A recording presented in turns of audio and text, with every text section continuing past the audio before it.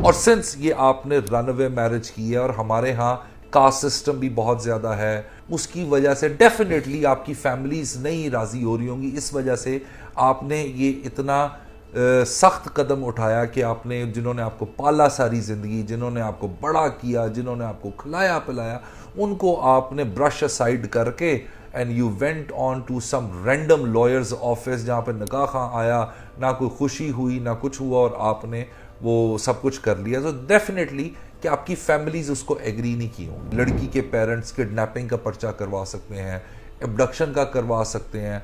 फिर बिलखसूस ऐसे कुछ सर्कमस्टांसेस जिसके अंदर चैप्टर 20 डील करता है, जो ऑफेंसेस अगेंस्ट मैरिज से रिलेटेड है। वो बेसिकली 493A से लेके 496C तक का पूरा एक डोमेन है, वो ट्रिगर होता है डिफरेंट सर्कमस्टांसेस के अंदर।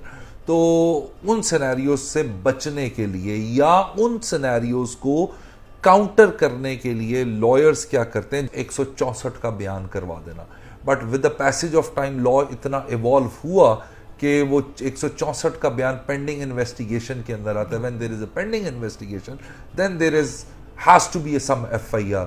और अगर फर्ज करो, अगर आपने मामू कांजन में से भाग के लाहौर में आके शादी की है और मामू कांजन के अंदर उन्होंने FIR करवा दी हुई है, so why would you go at that place और कि जी आपको वहाँ पे धमकियाँ वगैरह दी जाएंगी। तो होता क्या है, लॉयर एक प्रैक्टिस अडॉप्ट करते हैं, वो सेक्शन 200 का के तहत एक 506 का इस्तगासा बना देते हैं। एक ये सिनेरियो है। और उस इस्तगासे के अंदर एक चालाकी लॉयर्स ये करते हैं कि कर्सरी स्टेटमेंट करवाने के बाद उस इस्तगासे को विड्रॉ कर लेते हैं, उसकी टेस्टेड कॉपियां रख लेते हैं to bring something on judicial paper कि मैंने अपनी मर्जी से शादी वगैरह ये सारा कुछ किया हुआ। पहला सिनेरियो।